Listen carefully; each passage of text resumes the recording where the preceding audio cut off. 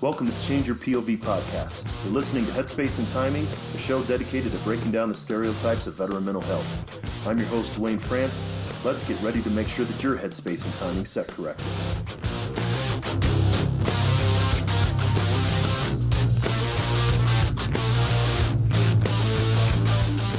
Hey everybody, welcome to Headspace and Timing. If this is your first time listening, then thanks for checking us out. As many of you who serve know, the M2 machine gun, the 50 cal, is one of the greatest weapons in the military's arsenal. If the weapon's headspace and timing isn't set right, however, it's just a huge chunk of metal. Veterans can be rendered inoperable if their headspace and timing's not set correctly either. That's my mission here, to raise awareness about veteran mental health and reduce the stigma against seeking support. Each week we'll talk about different aspects of veteran mental health and interview mental health professionals that are working with veterans, service members, and their families around the country.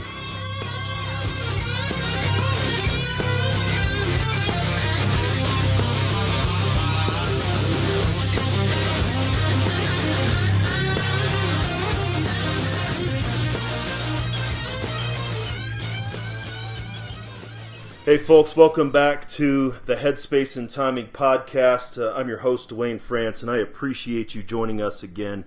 Just the amount of time that you take to learn more about veteran mental health is going to help the way that you change the way that you think about veteran mental health. And I think today we're going to have a really good perspective because I have my guest today is Bryan Dorries, who is the founder and lead guy on a project called Theater of War. And we'll definitely get into what it is in a little bit. But Bryan, welcome to the podcast. Thanks so much, Dwayne, for having me.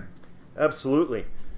So maybe to start off, Bryan, if you can just give a little bit of intro of who you are and maybe a little bit of what Theater of War is. Sure. So I'm Bryan Dorries. I'm the founder of a project called Theater of War. I'm the artistic director of Theater of War Productions, which takes its name from the project. And, before 2007, I didn't know a single person in the military active duty. And I studied classics in college, and I was told by many, thankfully not my own parents, that I would never make a living.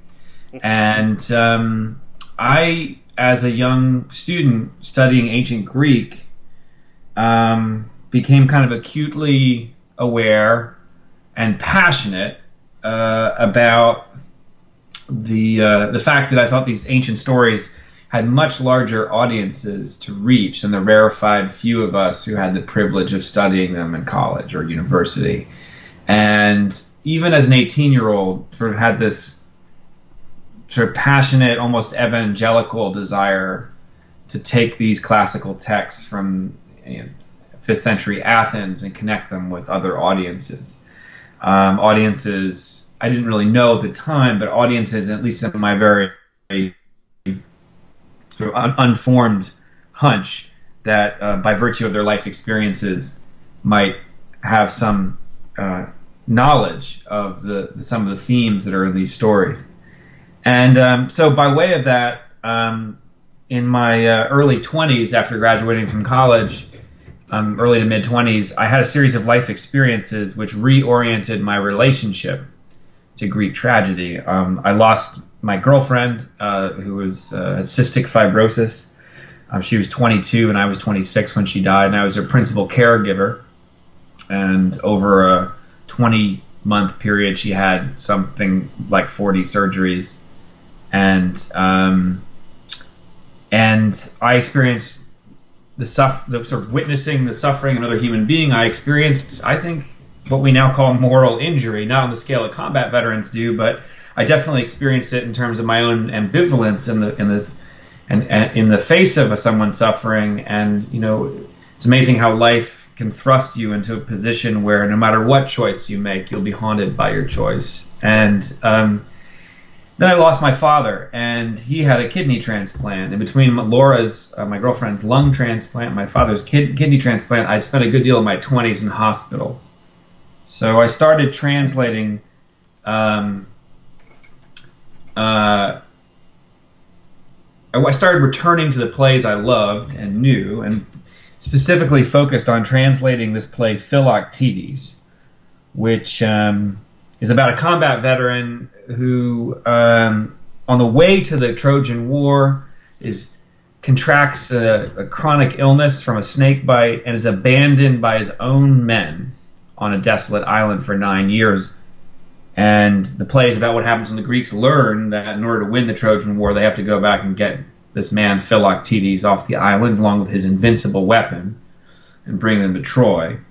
The play at its core is about a young man named Neoptolemus, who's the son of Achilles, whose name in Greek means new to war, who has come with ambition to the Trojan War to make a name for himself, but whose first assignment, his first mission, is to deceive another warrior and steal his weapon and use it against him when he's ordered by his commanding officer, Odysseus, to betray the wounded warrior. And so anyway, I had drawn to this because I read the play, and all of a sudden it was as if the Greek plays that I'd known and loved were no longer theoretical or academic. It was as if they had been written for me or about me or to me, like a letter from the ancient world. And what they did was I took solace in the fact that I wasn't the only person on the planet to have an agenda or to have felt ambivalent in the face of another human being suffering, or to have met the limits of my own compassion, or to have betrayed myself, or any of these things, or to have felt grief or loss, and I got this hunch that if I could simply put this play Philoctetes in front of audiences with skin in the game, something would happen. So I did a reading of the play at a sort of political theater festival downtown in Manhattan at a place called the Culture Project. And after that reading, I was approached by a doctor who invited me to do a performance in a hospital. And so I took the opportunity, and performing the play for medical students and doctors, I had my first real epiphany. And the epiphany was that the audience with skin in the game knows more than I do. Always knows more than I do. And that when you approach an audience with humility and reverence for what they might know, something new is possible that wasn't possible before. And listening to these doctors and medical students speak about the play, it was as if a veil had been lifted, and I saw that I barely apprehended what the play was actually about, and yet I had translated it from Greek for very personal reasons. And I suppose that was the beginning of this path that I'm now on. So we around that time, it was 2007, when I first did my hospital reading at Cornell Medical School up in Manhattan, Upper East Side. The Walter Reed scandal broke in the Washington Post, and on every newspaper in the country, starting with the Washington Post, but every other newspaper too, was Philoctetes, a warrior abandoned by his own men, his own people, his own system, left on an island of chronic illness with substandard care. And it occurred to me that the play might be more relevant now than it was in 409 BC when it was first performed, because through modern medicine and through modern warfare, we've created the conditions to abandon individuals like Philoctetes on islands of chronic illness for even longer than 9 years.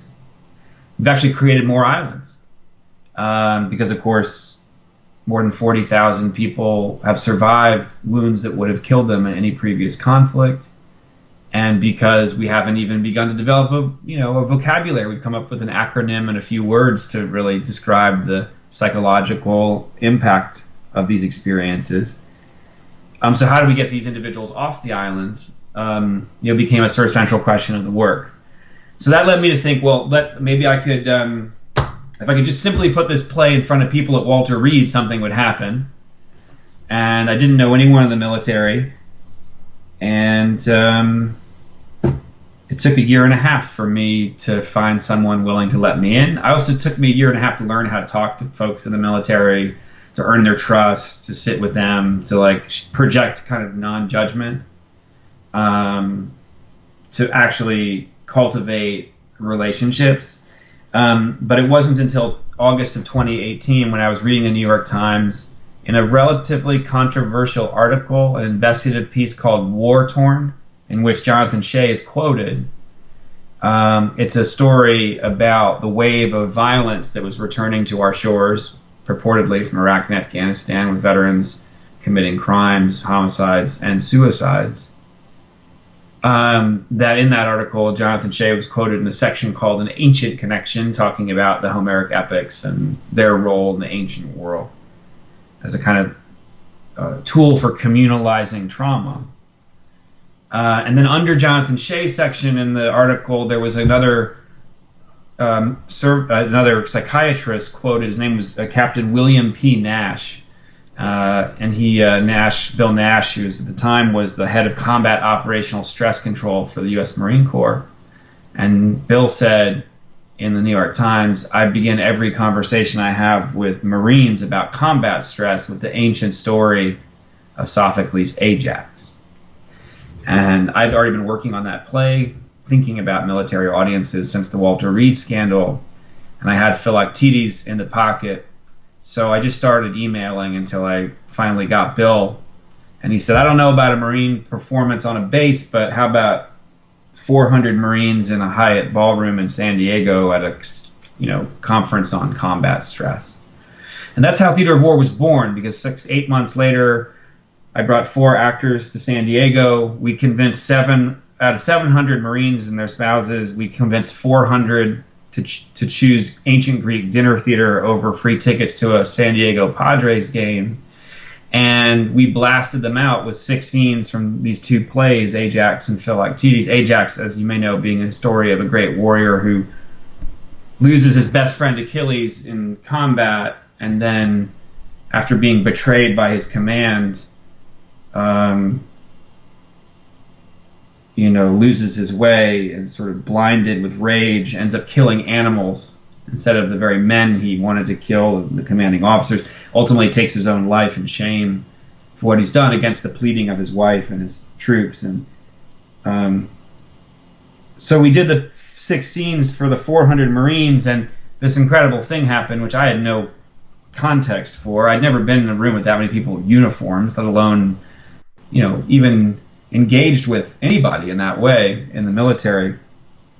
But all the Blackberries, at that time people used Blackberries, still went away, and you could hear a pin drop, and all these Marines sort of leaned forward in their chairs, and they just locked on. They stared at this, and I'd never seen this level of attention in the theater, in the commercial or nonprofit theater, even with the greatest plays I'd ever seen. I'd never seen anything like it. And, of course, what I was getting a taste of, which I had no idea at the time, was what it sounds like when an audience is listening to a story that is of life and death significance to them. Right. When the stakes in 2008 were so high, and when individuals in the military, in spite of the over $1 billion that Congress had appropriated to meet these invisible wounds and to address them, that it was a career-ending gesture to raise your hand. It was perceived to be one, to say I'm struggling with an invisible wound at that time. And that was the depth of the silence and the attention that we were hearing. And then we scheduled a 45-minute discussion following the reading of these 2 plays, and with actors like Jesse Eisenberg and David Strathairn and Bill Camp. These were terrific actors. And the discussion lasted 3.5 hours and had to be cut off close to midnight, and scores of people got up and spoke from every rank, from junior enlisted to high ranking, colonels, and there were generals sitting in the back I wasn't aware of at the time, but generals' wives who spoke. Sergeant Major Ronald Green, who became Sergeant Major in the Marine Corps, spoke really beautifully that night. And everyone who spoke quoted lines from Sophocles' plays as if they'd known the plays their entire lives, and then related them to some personal story, some harrowing personal story of sort of moral discomfort that they'd probably never shared in private, let alone in front of 400 people. And we realized that we had sort of, the depth of our ignorance was like unfathomable. We actually had no idea what was happening other than something highly coded and sophisticated that seemed like almost like an external hard drive had been plugged into the right plug. And everything worked on both ends. The audience knew what to do, and the play knew what to do. And then it became clear that the Greek tragedy, as Jonathan Shea argues in The Killers of Vietnam, but many others have as well, I think is as refined a technology as an iPhone for eliciting a very specific human response and communalizing really difficult human experiences and trauma. So briefly after that, a few months later, I find myself sitting around a giant table in Arlington at the offices of the highest-ranking psychiatrist in the U.S. military at the time. And she has all these colonels and other generals around, and she's saying things like, I think we should be doing theater of war in football stadiums for 40,000 troops at a time. And I'm saying, well, that may have been the scale of the ancient world, because the plays were performed in the ancient context for as many as 17,000 citizen soldiers in a century in which the Athenians saw nearly 80 years of war. But that's not the scale of intimate discussion, and could we maybe just pare back our expectations a little bit? And she said, that's the scale of our problem. It is. And so then we embarked on the most ambitious partnership between artists and the Department of Defense in American history, and I contend, and we did 100 performances of these plays by Sophocles in our first year on military bases all over the world, from Japan, Germany, Gitmo, Oconus, VA hospitals, homeless shelters. And we've now done 407 performances. Tomorrow's our 408th for the Joint Chiefs of Staff in Washington, which I hope will sort of reinvigorate our program. Even if it doesn't, it's a great honor to be able to try to have a conversation with people at that level. And out of that one project, 20 other projects have grown. So we've now done more than 650 performances across 20 projects that all address pressing public health and social justice issues through a combination of live theatrical performances of ancient Greek tragedies primarily, and guided discussions. And everything we know we learned from the U.S. military, from our audiences, which taught us how this works. And just last March, I was named Artist in Residence for New York City, Public Artist in Residence. And what that means is we've got a grant, and we're delivering 65 performances across all 5 boroughs, across all of our 20 projects, engaging veterans and their communities, and mostly vulnerable populations in homeless shelters, housing projects, domestic violence shelters. And veterans in this instance have kind of become the Greek chorus, this cohort of younger veterans, these millennial veterans, or just post-millennial, who both have the sensitivity and the desire to articulate their trauma in service of others, and by virtue of doing that, heal through the process of helping other people. And it becomes this incredible sort of virtuous cycle of service where this cohort from Iraq and Afghanistan is actually changing the face of mental health by virtue of their ability to share their stories with much larger populations of people who have experienced all kinds of other traumas. So that's the sort of project in a nutshell. And that's where we are now. It's a really fascinating place. Almost 10 years later, having spent the better part of the last 10 years just traveling 150 days a year, doing this work all over the world. That's an amazing story. That is an amazing, miraculous set of coincidences, right place, right time. Yes. And everything just sort of being in the right place. A couple of things that come to mind. One, you were talking about, the audiences know more than me. As I was listening to you, I got the sense that the audiences knew more than the play, but the audience didn't know it. Exactly. The audience wasn't aware of it. And you, as the performers, didn't know what the audience knew, and so this was two halves of a symbiotic coin. That your description of a hard drive, an external hard drive plugging into an operating system that never knew that part of the hard drive was even missing. I find that amazing. That's right. That's right. Also because we don't have rituals of communalizing trauma in our culture. So we met a need, and then when you meet a need, and it's clear that you're meeting a need, what I've discovered and we've discovered is that structures of support emerge, and the path illuminates itself, and we keep going in spite of course, as I'm sure you know, the haters, not the haters of theater of war, but the people who believe, all of the just completely narrow-minded cliches about mental health that our work tries to combat by bringing these true perspectives into the light. One of the hardest things about the work is actually, it's truly democratizing. We can all have a response to a play, and thereby every response is valid. And as facilitator of these discussions, and I didn't know how to facilitate at first, but it's sort of like stand-up tragedy, like 100 performances in, I started to get better. After sort of having my ass handed to me a couple of times by like Eighth and I Marines, or people just weren't buying it, and like having to learn how to reach people and put them at ease and get them to open up and engage. Is one of the hardest parts of doing this work is finding a way to validate every perspective, no matter how repugnant I might find it to be. And what I've discovered is the myriad ways, not just that artists, but mental health professionals can condescend to the intelligence and also the experience of individuals who've experienced trauma, loss, betrayal, moral injury, whatever you want to call it.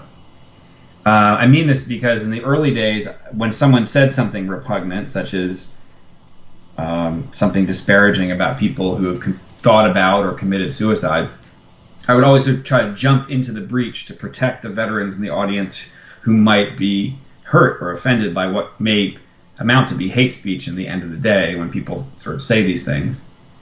But I learned over the years to stop, for a number of reasons, trying to protect anyone, because there's nothing, as I've learned as a civilian, there's nothing that any civilian could say that a veteran has not heard or thought himself or herself.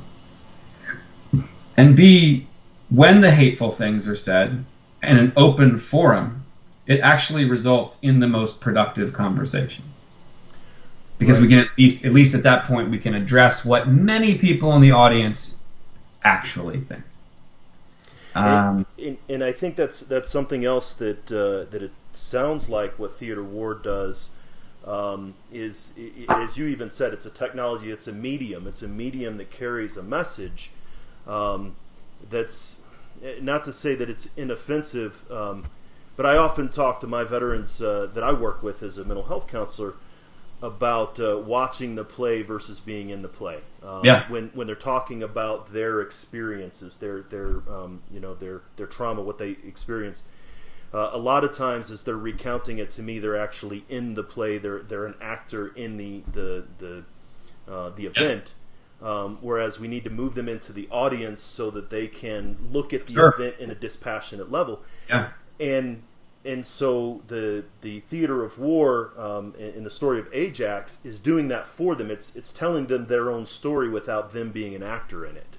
Yeah, I mean, there's several tools at work in theater of war. One is distance, by using one of the plugins, in terms of the operating system, or one of the ways the external hard drive actually fits into the system, is through a set of core values, sort of warrior ethos. Right.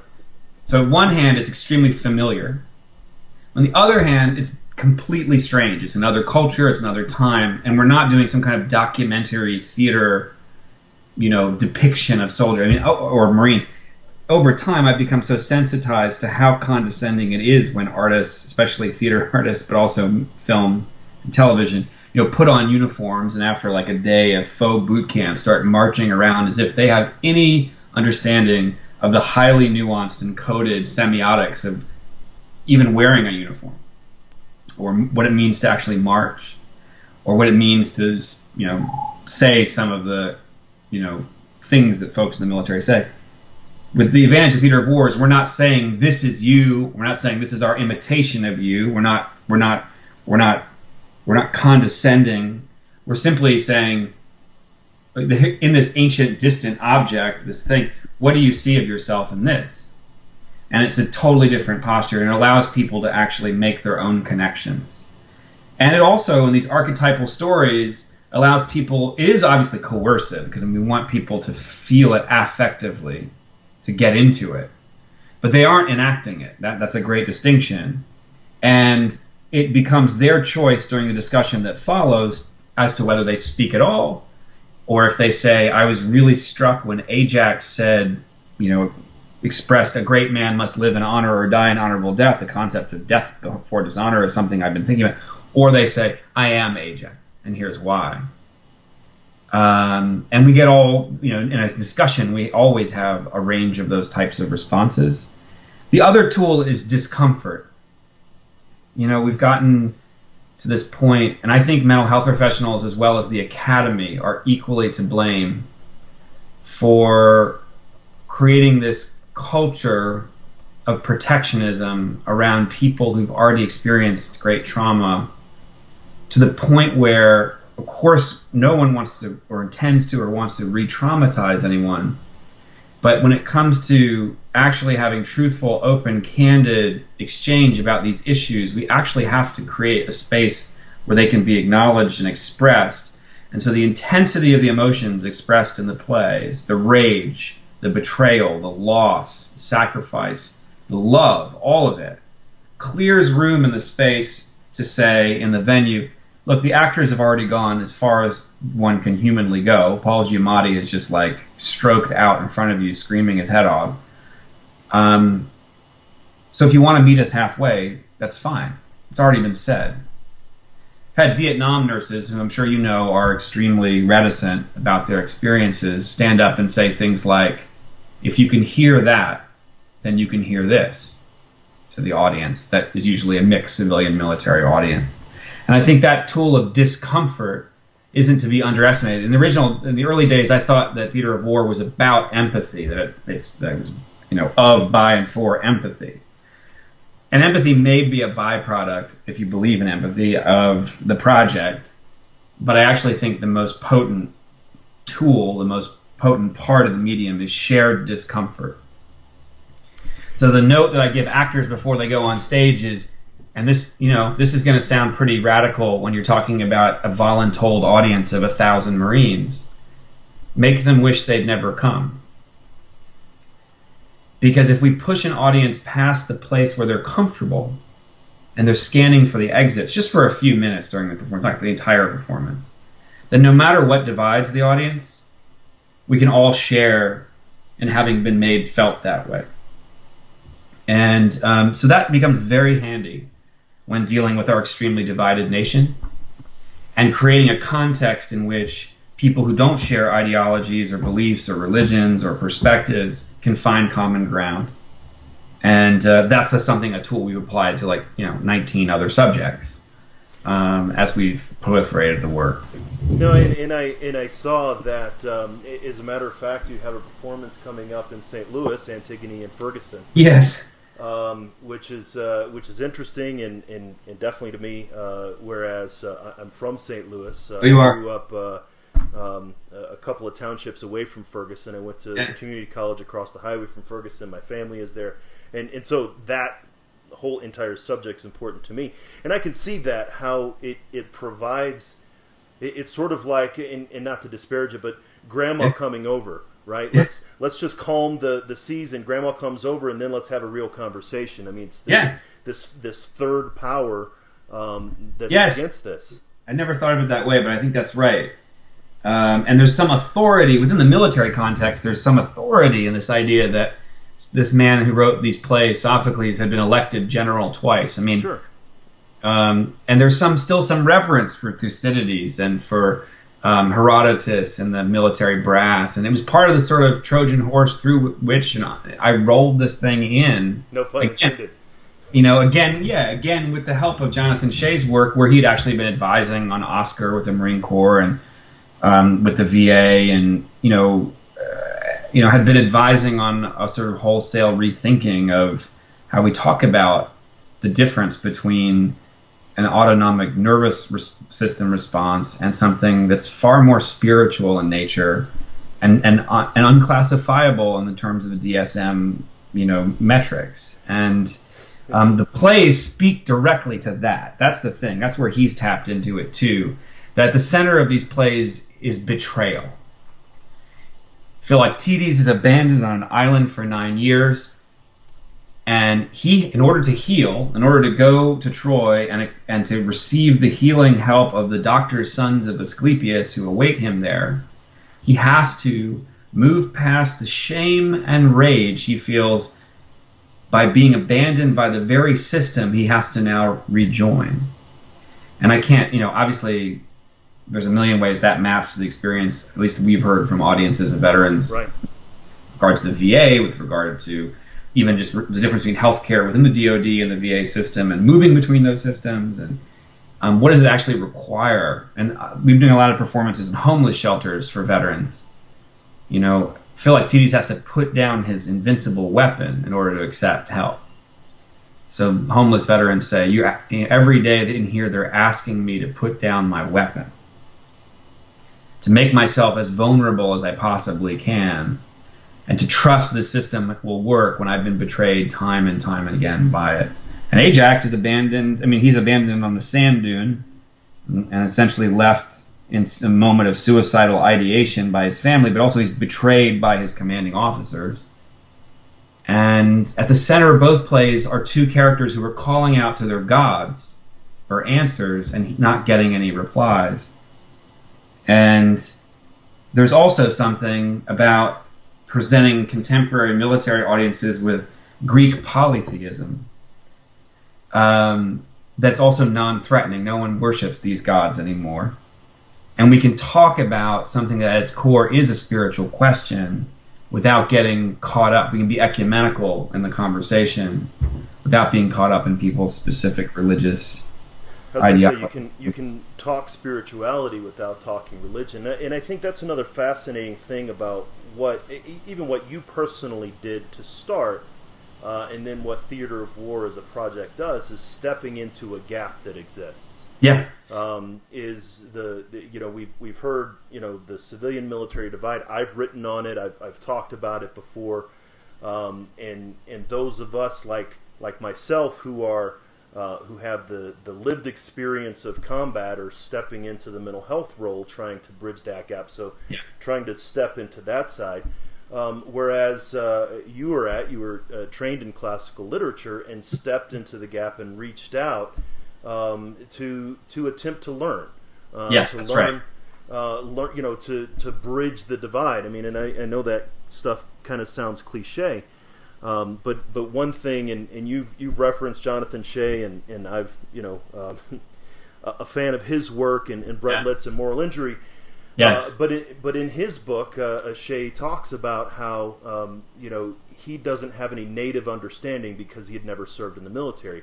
Right. He could get 99.9% there, but that still 0.01% was such a wide gulf that he wouldn't be able to get there. And I liken that to I could go live in Germany and learn German and German history and actually do all that I can, but I still would not at my core be a native born German. And for some veterans, just somebody even reaching out into that gap is enough to say, hey, there's somebody else out there that's actually wanting to help me. I was really struck. Phil Cly, the National Book Award winner who wrote Redeployment, a set of short stories. He was a Marine public affairs officer, but he deployed multiple times. And he wrote this really insightful op-ed for the New York Times called "A Failure of Imagination." And in it, he challenges his fellow veterans and says it's a failure of imagination and I would just put parenthetically Bryan here speaking, but totally reasonable position when it comes to trauma, to feel, outside the parentheses now, to say no one can possibly understand my experience except the people who were in the exact same place at the exact same time I was. It's a failure of imagination to think that no one can understand.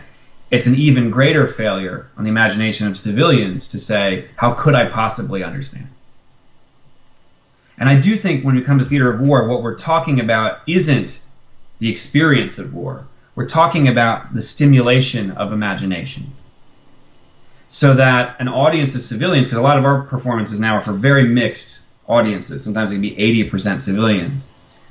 It's an audience that skews in the direction of civilians who's never actually been to war, can be stimulated not to sensationalize war, not to be titillated, not to consume the suffering of veterans, but to actually contemplate and imagine the experience, even if they have no way of actually accessing it. And in so doing, I think that's the gesture you were talking about before, of leaning toward that experience with humility and a desire to learn, and also that we do as human beings have these faculties that intuitively can lead us not to understand each other's experience, but to understand the same type of isolation that results from that experience. It seems like we've done performances for over 100,000 veterans at this point, but now we've also done performances for scores of tens of thousands of other communities of trauma that have experienced, we have a sexual assault project, we have projects on political violence, gun violence, police community relations, civil unrest, domestic violence. It seems like the one singular thing that I can say as an observer of those audience members' responses to these plays is the singular response to trauma and to betrayal is this sensation or feeling that no one else has ever felt this way. Exactly, and I'm a visual thinker, which obviously I'm certain you probably are too. Visualizing the plays, but I see this gulf, right? This gap, and there's a line of trees which all the veterans are hiding, sort of in the wood line, and not wanting to come out, and you step out from the crowd of, let's say, civilians, and you start to speak. And you speak to the veterans, and you start to coax them out of the wood line, and they start to speak. Well, at the same time, you're turning back to the civilians behind you, say, "No, come forward. There's no fear here. There's no reason to believe that this is something that you're not bridging a gap as far as you're creating a bridge with your body. You're actually bringing two sides together." But it is physical. I think what you just described actually describes what it looks like at a performance. Because what we do is we do the reading, and then as soon as the reading is over, and no matter how famous the actors are, like Jake Gyllenhaal and Frances McDormand may have just done the reading, and then immediately they go sit in the audience. They sit in the audience, and that gesture says, this is not about celebrity, it's not about process, this is about audience, and immediately we invite 4 members of the community in which we perform to come up and respond. And for Theater of War, that's a combat veteran or a veteran from Iraq and Afghanistan, a military spouse, a veteran from previous conflicts like Vietnam, and a mental health professional who works with the population in some way. And they respond from their guts. And I stand between that chorus and the audience and then mediate this discussion. It's not a Q&A. It is a fire that we light out in the audience with the kindling of these gut responses by these individuals with skin in the game. And it is it's an active bridging. These worlds. What I ask the audience, the choir or the chorus to do, so to speak, these panelists, is to actually choose 3 or 4 moments in the plays that touch them and speak to them, to their guts, their hearts, and then to use those moments as a point of departure for their comments. So the first person who ever spoke at a Theater of War performance was a military spouse, and she said, "Hello, my name is Marshall. I'm the proud mother," and she's from at the time she was from Colorado. She said, my name is Marshall. I'm the proud mother of a Marine, the wife of a Navy SEAL. My husband went away 4 times to war, and each time he came back just like Ajax, dragging invisible bodies into our house. And to quote from the play, our home is a slaughterhouse. Yes. So here's this military spouse. She's quoting from the play, and she's using it to reference this harrowing detail about her own experience as a spouse, as a dependent of a military combat veteran. And in so doing, she's giving permission to all the other spouses in the room to follow her lead. And what she's modeling is a kind of radical candor that's required for true understanding to begin to take place between disparate populations and life experiences. And it takes enormous courage. But when one or two or three people do it, when they go to that place and they use the play as the bridge, the room opens up. It opens up every time. And not always miraculously, because sometimes some communities are so buttoned up that just to name suicide, or just to talk about psychological injury, or just to give voice to the experience of the veteran who's been silent for decades, the father who never articulated his experience, is enough. I mean, it's a huge accomplishment. And for other audiences, it's like, I can't tell you the depth because I haven't found it yet. We had a performance. I keep asking this question, well, what's the appropriate response of civilians? Is it just to listen? Just to shut up and listen? At first I thought that was what it was, because God knows civilians do need to shut up and listen. But then beyond that, it seemed like once individuals who'd served in the military had shared their moral discomfort about experiences they'd had really revealed the repugnance of the choices they had to make, the appropriate response wasn't just to listen, it was to meet them in the muck and to acknowledge that we're all fallible and we've all made these moral decisions and we all practice a kind of clinical detachment from what it is we should be feeling, but don't allow ourselves to feel just to get through our day or through our jobs. So the first time it happened where I saw a noticeable change in the civilian audience was when this incredible combat veteran, Captain Shannon Meehan, who wrote a book about his service, was at UVA, and he talked about how he had ordered a missile strike on a house in Iraq as an army captain and had faulty intelligence and had killed a family with children his own age. And when he got back, he couldn't sleep, he couldn't live with himself, and he descended into this which he recounts in his book, into this struggle. And when he finished his story to the 75% civilian audience in Charlottesville, Virginia, there was this dead silence, and I went out to facilitate the discussion, and I said, does anyone have anything to say? And this guy shot his hand up in the back of the room, and he said, I don't know what I'm going to say, but I feel compelled to speak. That's usually a good sign. And he said, I'm a family physician. I work in this community. I don't know a single person in the military. And he said to Shannon, I just want to say, Captain Meehan, I don't feel I deserve to have been in the room to have heard your story. And Captain Meehan, Shannon, turned back up to this guy in the back rafters of this 800-seat theater, and he said, thank you so much for saying that, sir. I too feel I don't deserve to be here. Absolutely. And this incredible moment, this just suspension occurred, where all of a sudden I felt like the civilians maybe could hear on a different level. And then another time we're in Oregon doing a performance in a very liberal community, and at the end of the performance I said, does anyone have anything burning within them to say that hasn't been addressed by one of my questions?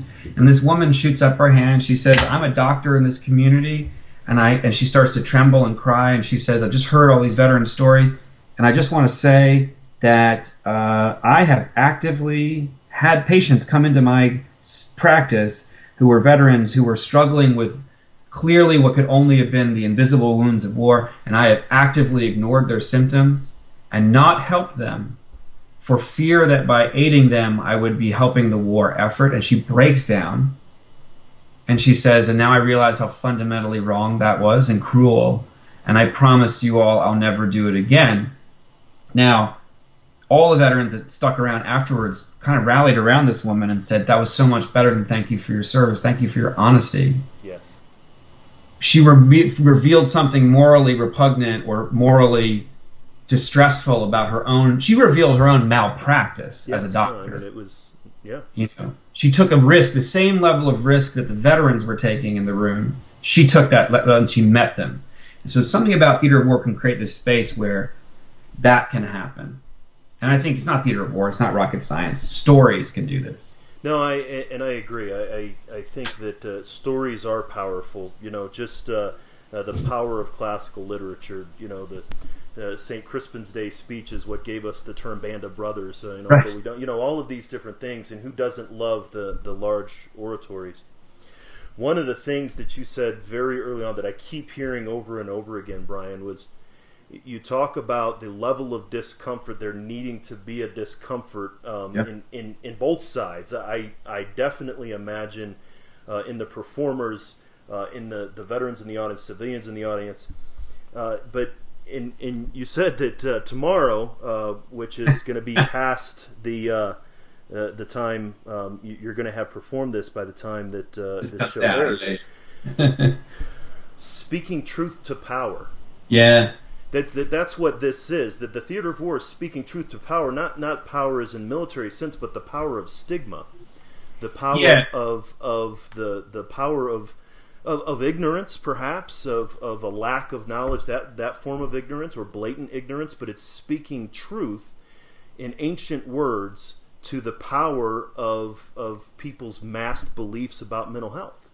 I think it's a wholesale interrogation of masculinity. These plays, they poke so many holes in our contemporary notions of masculinity, and they intentionally do it. And how toxic, the way we're indoctrinated into, and how it's pervasively sort of passed down. If we do our job right with a performance, if we hit an audience hard enough, then the lowest ranking person in the room gets up and speaks in front of the highest. And so in certain ways it is truth to power. Sure. In the ancient world, according to the theories of Jack Winkler, a Princeton classicist, and these archaeological theories that he referenced in this great essay that Jonathan Shea loves as well, called the Phoebe Song. He makes this argument that the general sat in the front row, the 10 strata goi, in thrones, which we know is a 4th century phenomenon, but likely was happening in the 5th century in some way, and that the rest of the audience may have been seated according to tribe, which was their unit, military unit, and according to rank, with the hoplite cadets in the nosebleed section in the back, as Jonathan often says. And of course the chorus may have been performed by adolescents who were matriculating into the military itself, so these ephebes. From that perspective, when Ajax takes his own life, and of course the military, the ancient Greek tragedians did not stage violence. 99.9% of the time violence happened off stage, and then a messenger would come on and tell the audience what happened. It was the oldest convention of the plays. But in Ajax, Sophocles, who was a general, made the choice to have a combat veteran actor who was playing Ajax, a combat veteran with, who's struggling with this internal struggle, not only take his own life at the very feet of the generals who were sitting in the theater of Dionysus in the 5th century BCE, a century in which the Athenians saw nearly 80 years of war, but take the audience of 17,000 citizen soldiers through the entire logic, the insidious logic of a full suicidal ideation. Right. From betrayal to the world would be better off without me. And through every twist and turn of that logic, so it's clear that this is logic. This isn't madness. This is thinking. This is thought. And it's not weakness. It's a struggle. It's the greatest struggle that this warrior has actually ever encountered, in spite of his 9 long years of combat. And I think that is such a powerful gesture of leadership on the part of this general Sophocles. No matter when the play is dated, whether he was a general before he wrote it or after, to have the balls to have a veteran kill himself at the feet of the very people who were sending people into battle. And so that tomorrow we get to perform, tomorrow being from this podcast when it's being recorded, tomorrow we perform for the Joint Chiefs of Staff and all the combatant commanders and their senior enlisted advisors and their spouses, and they're inviting us in because great leaders the great leaders who supported us in the U.S. military, and there have been many, and there are also some really bad leaders who've been our detractors. The great leaders know that in order to actually achieve what they're hoping to achieve, they have to interrogate themselves. They have to have this conversation. They have to create a moment where the hierarchy dissolves and real discussion can take place and people can be truthful about their experience. And I think that's where the speaking truth to power happens on several different, their own, speaking truth to their own power, their own beliefs. Yes. Looking into Ajax's eyes as he goes through this process. And 1 in 4, Bryan, I'm sure you know of the statistics. There is a significant chance that in that room tomorrow, or any room, there are a large number of individuals who have been at that place where Ajax was. Yes. And so as they're looking in Ajax's eyes, they're looking in their own eyes and confronting their own truth. So after an early performance, The Theater of War, this general stood up. There's a question I ask all audiences. Why do you think Sophocles wrote this play and staged it for his community? And at the time, the woman who answered it was the highest-ranking general and the highest-ranking psychiatrist in the U.S. Army. She's the woman who got Theater of War off the ground, Brigadier General Lori Sutton, who's now the Commissioner of Veteran Services here in New York. She only had 1 star, and she was facing this audience in Arlington where we performed at a conference where there were generals with 3 and 4 stars in the audience. And she said, I think Sophocles wrote the plays because he might have been in the minority with regard to the compassion he felt for the individuals in his community who were struggling with the issues he portrayed in his plays. I think Sophocles wrote the plays, the general said, to comfort the afflicted and to afflict the comfortable. And what's remarkable to me about that insight, hundreds of performances later, is that a story can do both those things. Those are interrelated things. That an audience of people who've experienced the extremities of these challenges can feel validated, connected, and can feel joy and even camaraderie in knowing they're not the only people on the planet or even in the room to have experienced these totally isolating things. And that the people who either deny it or are comfortable in their presumptions and judgments of people who've experienced it can have all of their presumptions upended and checked and called into question in a way that's profoundly uncomfortable. And that afflicting the comfortable is as important as comforting the afflicted, to me reveals the complexity of what Sophocles designed and why it's so remarkable that it still works 2,500 years later. And I think that's an amazingly powerful message, Bryan. I tell my veterans, and again, I've written about it before, about how the guns don't go silent when the combat ends. The guns in Sophocles, they didn't use guns back then, but no.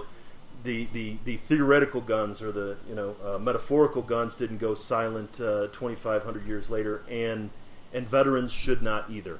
And you're giving them voice and giving them an opportunity to open this up. I think this is what you're doing is an amazing work. You had performed out here at Fort Carson before, and I'm sorry that I missed it. That was an amazing day. We did 4 back-to-back performances. For 800 soldiers at a time. And unfortunately, I guess I heard about it too late and didn't get into it. But I'm definitely going to keep my eye out. So we're going to come back to the Air Force Academy, I think, in the next year. We have a project with the Book of Job, which we've been invited to perform in the chapel, that amazing chapel. So I'll be sure to let you know when we get that scheduled. So where can people find more about performances you have coming up, more about the other programs? I mean, it wasn't even the tip of the iceberg. So everything's at theaterofwar.com. If you're in New York City, because of the residency here over the next 2 years, you can go to theaterofwar.nyc. We spell theater the American way, ER. And, it's all there. If you want to go for a deeper dive, then Of course, you can read my book, The Theater of War, What Ancient Greek Tragedies Can Teach Us Today. If you want a kind of primer that doesn't require a lot of deep reading, we published through Pantheon and Knopf a graphic novel last year. That's a graphic novel adaptation of Homer's Odyssey, as told from the perspective of a Marine on his last night in combat, sergeant to his squad. We worked with several Marines on the development of the project, and we sort of field tested it at Camp Pendleton, some other places. And so it's called The Odyssey of Sergeant Jack Brennan. And it's not, by any means a comprehensive telling of this Odyssey. It's just what's germane to this sergeant as he tries to prepare his Marines for their return back to in the instance of the novel, back to Camp Pendleton. Of course, my translations, which are the volume which is out, is called All That You've Seen Here Is God, which starts off with an essay called The Audience as Translator, because I fundamentally believe that the audience is the ultimate translator, especially these military audiences. All those are resources and tools. On our website, you'll find videos of performances. There's a video of a recent performance and discussion at WNYC's The Green Space with Francis McDormand, David Strathairn, Reggie Cathy, Katie Irby. There was a New York Times OpDocs video project in which 15 veterans and their spouses recited lines from both Ajax and Philoctetes and then talked about what the plays meant to them, which ran on Memorial Day this last year. That's still up on the site. And I was actually just watching that, and I'm gonna, in the show notes, I'm gonna make sure that the links of all these things. But I was trying to consider which video I was going to put into the show notes, and I think that one is that's the one. That one actually. There's no veteran who doesn't have theater training who could sustain a full monologue like the professional actors we work with. But the way that the people who made it, the documentarians, sort of asked them to take a small chunk of text, say it, and then talk about what it meant to them, the truth of their performance is unrivaled in the theater or on film. The great theater director Peter Brook, who's now 92, he was over in London, and I sent the video from New York Times over to him, and he said, "That is theater. Every word is true." And that's one of the things I'm most proud of this last year. In the November issue of the Smithsonian Magazine, which comes out later this month on the shelves, there'll be a big profile of Theater of War productions. It'll be our sort of latest. It'll take people up to date in terms of all the stuff we've been doing over the last couple of years. Now, I really I was impressed by what I knew before, but the time that you've given me and the audience has just impressed me even more, Bryan. The effort that you've gone through to bridge that gap, where there is one, there will probably be many more. Yeah. And this can give veterans hope that that if I do step out into that gap, that someone else is going to be stepping out to meet me. And if nothing else, I think that's a benefit to what you've been doing. I sure hope so. If we had one message to deliver to veterans as civilians who are sort of shepherding this ancient material into the contemporary world, it's simply this: you're not alone, as evidenced by these conversations we have all the time. You're not alone across the country and the world, because we're doing this sometimes 7 nights a week. Most critically, if you've ever had these thoughts or feelings, you're not alone across time. And that's the public health message of what we do. That's the public health message of Sophocles' plays, that these struggles, these moral struggles, these spiritual crises, these injuries, these invisible wounds are as old as humanity itself. And we shouldn't be lured into thinking just because we've developed a kind of mental health apparatus to describe them with acronyms that there's something new about any of this. And the Greeks help us to connect with the fact that, as a species, we haven't changed. Our technologies have changed rapidly. But we, as a people, are very much the same. And so the plays can be solace, I hope, to people who may feel that they're struggling and that no one else can understand their experience. To bring it around full circle, Bryan, you said that there are more islands now. Well, we think there's less islands. We think we've created less islands, but we've created more islands. But the idea of theater of war being a bridge, of you being a bridge to connect those islands and to keep that isolation from occurring. I really appreciate your time tonight, and I thank you on behalf of our audience. Oh, thanks, Dwayne. It's an honor and a privilege, and look forward to hearing what comes of the podcast. Absolutely. And to seeing you out there in Colorado. Okay, thank you.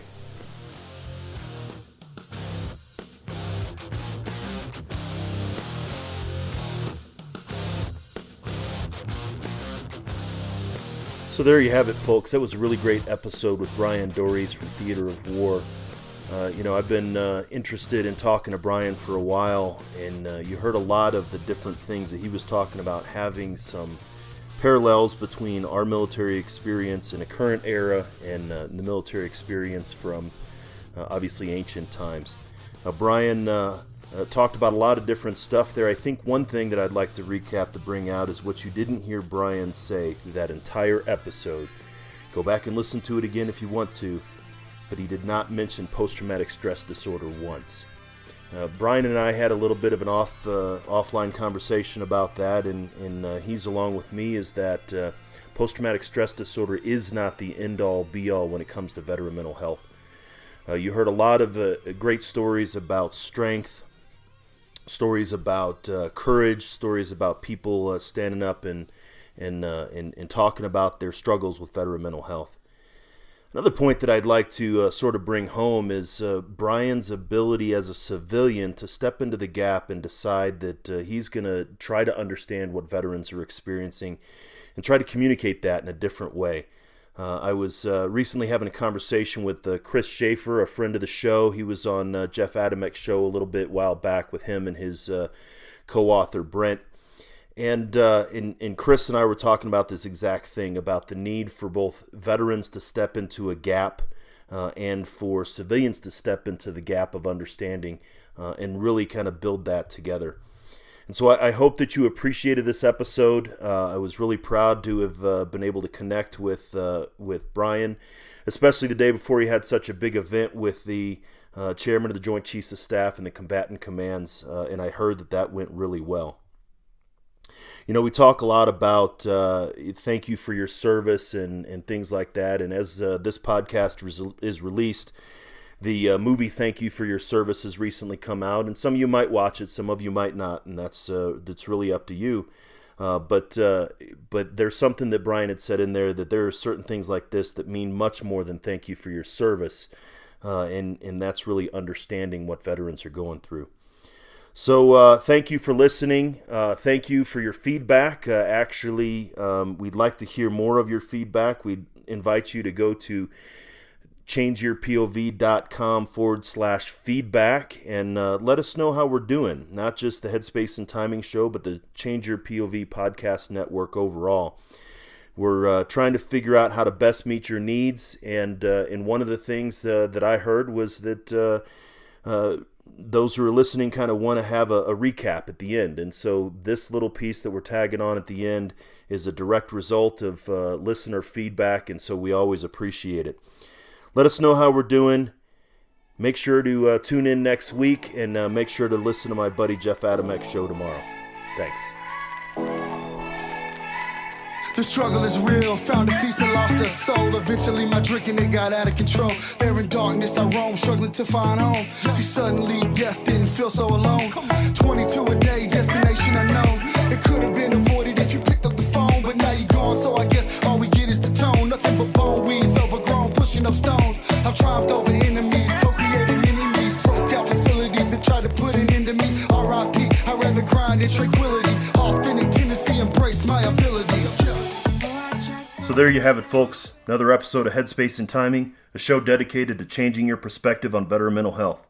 I'd like to thank Doc Todd for giving us permission to use the track Not Alone from his amazing album, Combat Medicine. Doc's a guy who's trying to bring the discussions about veteran mental health out of the darkness and into the light, and you need to check him out. Head over to therealdoctodd.com to purchase the album and support the cause. You're not alone, veterans. Ever. The struggle is real, found a feast and lost a soul. Eventually my drinking, it got out of control. There in darkness I roam, struggling to find home. See, suddenly death didn't feel so alone. 22 a day, destination unknown. It could have been avoided if you picked up the phone, but now you're gone, so I guess all we get is the tone. Nothing but bone weeds, overgrown, pushing up stones. I've triumphed over enemies, co-created mini-me's. Broke out facilities that tried to put an end to me. R.I.P. I'd rather grind in tranquility. Authentic tendency, embrace my ability. I try so hard to have faith. I bow my head and I pray. Lord, please let me have the strength to carry on and keep standing. How this life's so demanding. So much pain, I miss plenty. I hurt each time my way, but with you I'm not alone. Not alone. You're not alone. And every time that I fall, I'ma call on you, get myself back up again. Without my Georgia girls, yeah, I'd probably be dead. Cause I'd be taking every med that the VA said. Gave every shred, every last thread of my identity. Conquer my fragility, eliminate the enemy. Deliver me, God, from temptation. Tell me that this life is just a matrix. Need a facelift, back to basics. Vision LASIX, I only feel alive when I hear the bass kick. I try so hard to have faith. I bow my head and I pray. Lord, please let me have the strength to carry on and keep standing. How this life's so demanding. So much pain, I miss plenty. I hurt each time my way, but with you I'm not alone. Not alone. You're not alone. And every time that I fall, I'ma call on you, pick myself back up again. Yeah, just pick up the phone, you're not alone. Just pick up the phone, you're not alone, man. Just pick up the phone, you're not alone. Yeah, pick up the phone, I'm right here. And I love you guys. Take those bottles out, dog, and pour them in the sink. Take the needles out your arm and the gun away from your forehead. It's time, man, you've been through enough pain, stand up. It's time to stand back up. All my veterans, man, Army, Marine Corps, Navy, Air Force, Coast Guard. Get up, you know. I try so